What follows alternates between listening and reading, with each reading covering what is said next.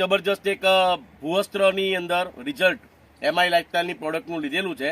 તો આપણે ખેડૂત મિત્ર અહીંયા ઉપસ્થિત છે. શું નામ સર આપણું? મારું નામ ધર્મેશ. ગામ કયું? આ દાવલપુરા. અને તાલુકો? હવે આ જગ્યાએ તમાકુનો પાક કરેલો છે. અહીંયા આગળ ભૂવસ્ત્ર વાપરેલું છે ખરું? ના, આમાં ભૂવસ્ત્ર ખાતર નથી વાપર્યું. અહીંયા વાપર્યું નથી. તમે જોઈ શકો છો પાનને, બરાબર. અને તમે આ બધું જ વિડીયોની અંદર જોઈ શકશો. આ ઓકે. તો અહીંયા આગળ ભૂવસ્ત્ર વાપર્યું, એની હાઈટ તમે જુઓ, એનું પાનનું એ જોઈ લો, બરાબર. એનું માપ જોઈએ આપણે. હવે જે જગ્યાએ આપણે ભૂવસ્ત્ર વાપર્યું છે એનો ફરક શું છે?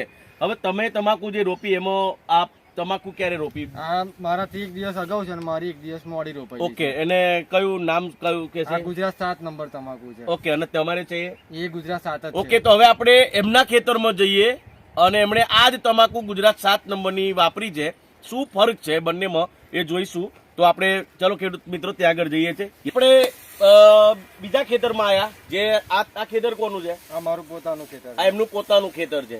હવે એક દિવસ પહેલા તમાકુ જ્યાં રોપી છે ગુજરાત 7 નંબરની, એ જ નામ છે ગુજરાત 7 તમાકુ. આજે આપણે જોઈએ છે એનું પાનનો આકાર જોઈ લો, એની હાઈટ જોઈ લો, અને એનું વજન તો ઓલરેડી ઝાડ પણ બહુ જોરદાર. યસ. હવે તમે શું કહેશો, બંનેમાં ફરક શું છે?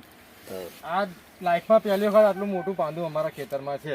મિત્રો સમજો, જિંદગીમાં પહેલી. યસ. 80 થી 90 મણ નો ઉતારો મને લાગતો હતો, એની જગ્યાએ મને 25 મણ 30 મણ તમાકુ અમારા ખેતરનું વધી જશે, એટલે ભૂવસ્ત્ર ખાતર વાપરવાથી. ઓકે. 80-85 મણનો હતો, પણ અત્યારે એવું કહે છે કે 25-30 મણ વધી જશે. એટલે મિનિમમ 120-25 આજુબાજુ ખરું ની આજુબાજુ એક તમાકુ થવાની છે. તો તમે ભૂવસ્ત્ર નાખ્યા પછી ખુશ છો? ખુશ છું. પહેલા તમને એવું લાગતું હશે કે ભૂવસ્ત્ર થોડું મોંઘું છે.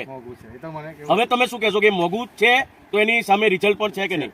તો બીજા ખેડૂત મિત્રો એ ભૂવસ્ત્ર વાપરવું જોઈએ કે ના વાપરવું જોઈએ? તમે ખુશ છો આનાથી? 100%.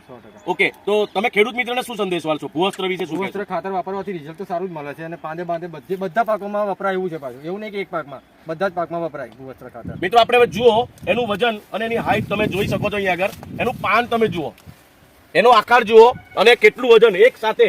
આજે મારી હાઈટ આગળ આવી જાય છે. આટલી મોટી તમાકુ છે.